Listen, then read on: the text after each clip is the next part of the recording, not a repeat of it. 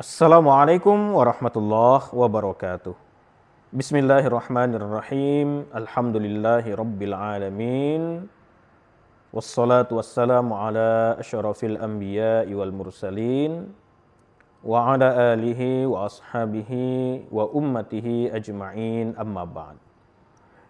Para sahabat sekalian, satu waktu saya pernah didatangi oleh salah seorang anak muda ya. Ya, secara usianya dia beberapa tahun lebih muda dibandingkan saya. Dia meminta waktu untuk konsultasi, ya, kira-kira begitu ya, konsultasi. eh, Kemudian habis itu saya ada waktu luang gitu ya, setelah selesai mengajar, kemudian terjadilah ataupun kami diskusi lah ya, diskusi dialog lah. Dia bercerita tentang masa lalunya yang kelam, yang tidak baik, atau ada perbuatan yang tidak baik yang pernah dia lakukan, perbuatan-perbuatan yang buruk. Kemudian yang menjadi pertanyaannya itu adalah ya, apakah bagi dirinya itu masih terbuka pintu untuk bertobat? Apakah masih terbuka ampunan dari Allah Subhanahu wa taala ataukah tidak? Nah, saya kira juga bisa jadi ini kan satu kasus yang mungkin saya dapatkan dari anak muda tersebut. Bisa jadi ada anak muda atau orang yang sudah tidak muda gitu ya, juga mungkin punya kasus yang sama dan mungkin punya pertanyaan yang sama dari lubuk hatinya. Ada kesadaran yang mungkin muncul di dalam dirinya, kemudian bertanya ataupun bertanya-tanya, ini kira-kira yang pernah dia lakukan, ketidakbaikan atau dosa dalam kutip, keburukan yang pernah dia lakukan sebelumnya itu apakah masih bisa diampuni ataukah tidak oleh Allah Subhanahu wa taala? Dia ini masih ada peluang untuk bertobat ataukah tidak.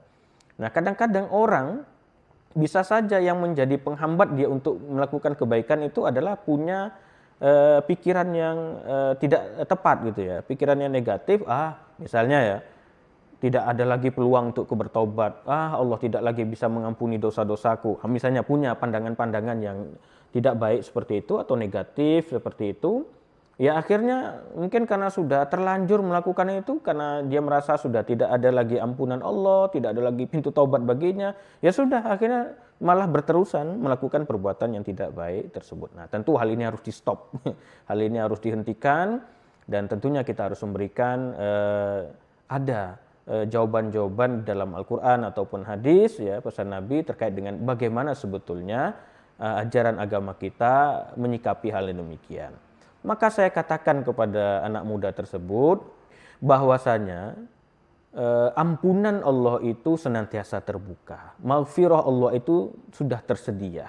Tinggal seseorang itu maukah menjemput ampunan Allah itu ataukah tidak. Yang namanya pintu taubat itu juga selalu terbuka. Tinggal orang atau seseorang itu maukah tidak kembali ataupun menuju bertaubat kepada Allah, ya kembali kepada Allah ataukah tidak. Jadi kuncinya ada di diri seseorang.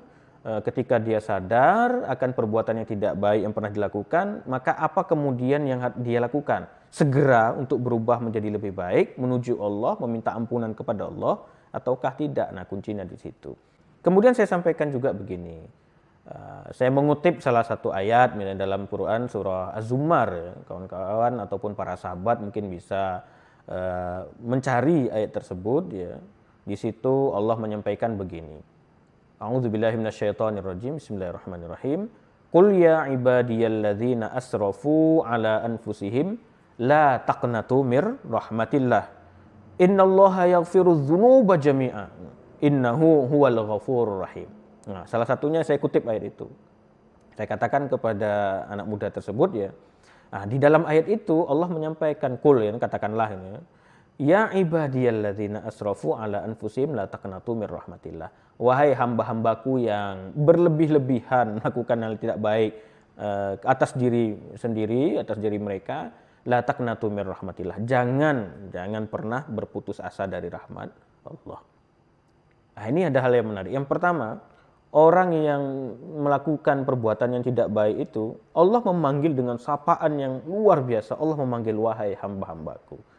Betapa Allah memuliakan mereka itu, Allah memberikan kemuliaan kepada mereka itu.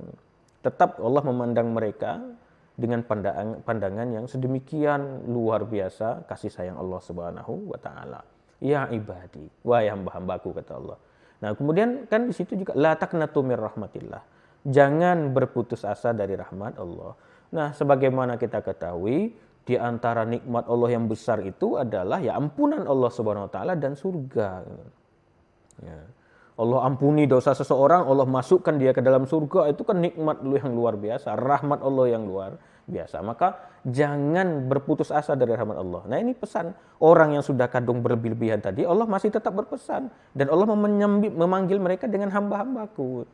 Jangan berputus asa dari rahmat Allah. Nah, di sini Allah memberikan motivasi, mengingatkan mereka jangan pernah berputus asa dari rahmat Allah. Maka orang yang sudah melakukan perbuatan tidak baik, kemudian ada kesadaran hadir dalam dirinya, merasa bersalah dengan perbuatan yang pernah dilakukan, sudah, jangan berputus asa dari rahmat Allah. Ambil itu segera rahmat Allah Subhanahu wa taala. Artinya ya ampunan Allah itu segera saja mohon ampun kepada Allah Subhanahu wa taala. Karena innallaha yaghfiru dzunuba jami'a. Sesungguhnya Allah tegaskan lagi, Allah itu maha mengampuni semua dosa, jami'ah. Jadi tidak ada dosa yang tidak diampuni oleh Allah Subhanahu wa taala. Nah, kuncinya lagi nanti di diri seseorang itu, mau tidak dia kembali pada Allah, mohon ampun pada Allah, bertobat kepada Allah ataukah tidak. Kemudian Allah tegaskan lagi, innahu huwal ghafurur rahim, sesungguhnya dia Allah ya, maha pengampun, al-ghafur, ar-rahim, lagi maha penyayang. Kemudian kita kaitkanlah misalnya dengan ayat yang lain yang ini menjadi kunci sebagaimana yang saya sebutkan tadi adalah bagaimana tindakan manusia itu sebetulnya seorang melakukan kesalahan itu segera saja bertobat kepada Allah dengan taubat yang nasuha. Ya ayyuhalladzina amanu tubu ilallahi taubatan nasuha. Asa rabbukum ayyukaffiru ankum sayyiatikum wa yudkhilakum jannatin tajri min tahtihal anhar. Nah, wahai orang-orang yang beriman, tubuh, bertaubatlah kepada Allah dengan taubatan nasuha, dengan taubat yang sejati, dengan sebenar-benar taubat, dengan semurni-murninya taubat. Ya, menyesali perbuatan yang pernah dilakukan, ya, kemudian segera memohon ampun kepada Allah Subhanahu wa taala dan segera berubah menjadi pribadi yang lebih baik lagi. Segera melakukan kebaikan-kebaikan, ya. Tidak mengulangi lagi hal-hal yang sebelumnya atau perbuatan buruk yang pernah dilakukan. Segera pokoknya berubah menjadi lebih baik dan memohon ampun kepada Allah atas apa atau ketidakbaikan yang pernah dilakukan itu. Maka dengan hal yang demikian Allah tegaskan di ayat itu ya, Allah mudah-mudahan dengan itu Allah mengampuni, Allah menghapus dosa-dosa kalian, kata Allah. Ya. Kemudian apa? Dan Allah akan memasukkan kalian ke dalam surganya yang tajri min tahtihal anhar, yang di bawahnya mengalir sungai-sungai. Gambaran tentang betapa indahnya surga Allah Subhanahu wa taala. Nah, kalaulah kita membaca ayat-ayat Al-Qur'an itu, bahwasanya kan Al-Qur'an itu adalah kalamullah, perkataan Allah. Coba kita renungkan bahwasanya Allah itu sedang berkata-kata kepada kita. Allah itu berbicara kepada kita. Kalau kita mungkin merenungi dengan secara hal yang demikian, maksudnya Allah sedang berbicara, berkata kepada kita, berfirman kepada kita, ya mungkin bisa kita maknai, ya wahai hamba-hambaku gitu ya, jangan kamu putus asa ya dari rahmatku, aku itu pengampun loh, aku itu maha mengampuni segala jenis atau segala bentuk dosa.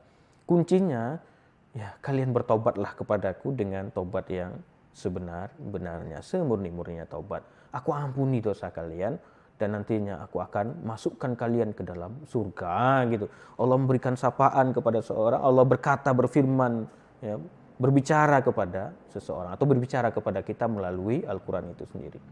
Nah, juga Rasulullah kan menyampaikan, ya, ittaqillaha haitsuma kunta.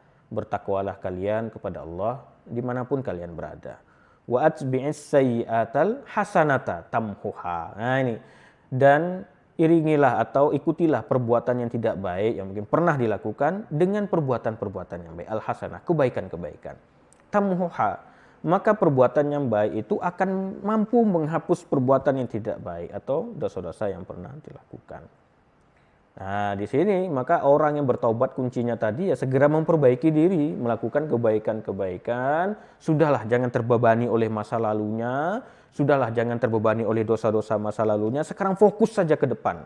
Sedangkan kita berjalan ke depan saja masih bisa saja ada hambatan dan kita bisa terjatuh. Apatah lagi kalau masih terjerat dengan masa lalu, masih berat kepikiran masa lalu. Sudah, tinggalkan yang masa lalu itu, sekarang fokus ke depan, hadapi tantangan-tantangan yang ke depan. Segera lakukan perbaikan-perbaikan, bermohon saja kepada Allah, segera terus-menerus berharap kepada Allah agar dosa-dosa kita itu diampuni, dan melakukan saja kebaikan yang insya Allah kebaikan-kebaikan itu akan mampu menghapus ketidakbaikan yang pernah dilakukan. Melakukan kebaikan, beribadah, beramal soleh, dan lain sebagainya. Nah, kemudian Rasulullah lanjutkan wa khaliqin nas bi khuluqin hasan, dan berakhlaklah, bergaullah kepada yang lain ya, dengan pergaulan atau akhlak yang baik, akhlak yang mulia.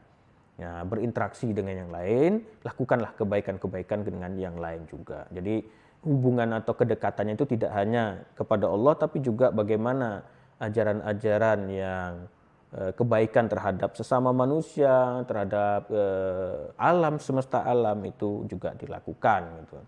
Nah, kemudian kalau saya sampaikan juga ya, kalau misalnya kita lihat lagi ke dalam firman Allah misalnya, dalam surah Ali Imran yang saya kira ya, kita semua mungkin sudah banyak yang hafal ayat ini ya. Bahkan mungkin dengan terjemahannya sekalian kita juga hafal ya.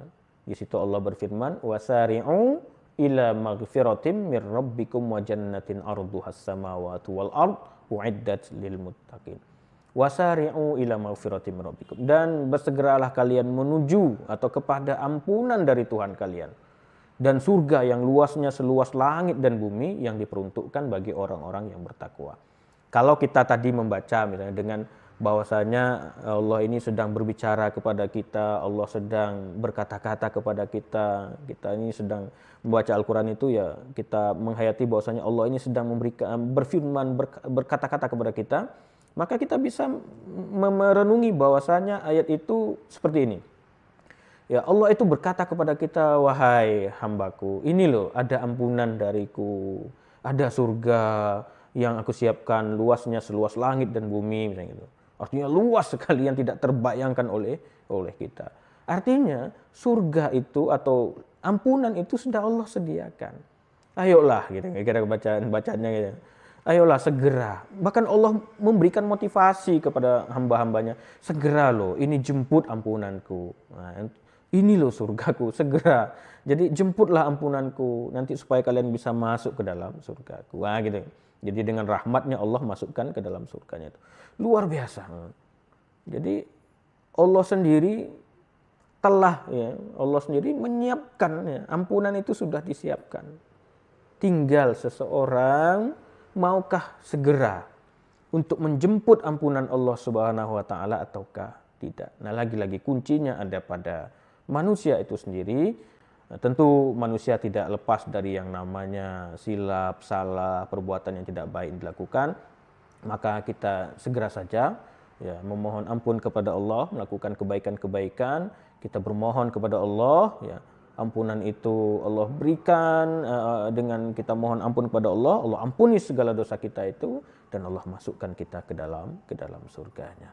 Mudah-mudahan bermanfaat ya, atas apa yang saya sampaikan ini sekedar pengalaman yang waktu itu saya diskusi dengan salah seorang anak muda tadi dan sebetulnya masih banyak ya mungkin diskusi-diskusi atau jawaban-jawaban yang kami diskusikan, tapi paling tidak poin-poinnya yang mungkin begitu yang saya berharap mudah-mudahan dengan itu juga ya ini juga bagi diri saya sendiri dan juga terutama bagi anak muda yang waktu itu sedang konsultasi dengan saya, mudah-mudahan dia segera tidak lagi terjebak oleh dosa-dosa masa lalunya, tidak berat lagi untuk melangkah menuju kebaikan-kebaikan dan dia mudah-mudahan senantiasa berubah menuju kepada hal yang lebih baik dan lebih baik dalam kehidupannya. Begitu juga untuk kita semuanya menjadi pribadi yang bertakwa. Mudah-mudahan bermanfaat. Mohon maaf. Wassalamualaikum warahmatullahi wabarakatuh.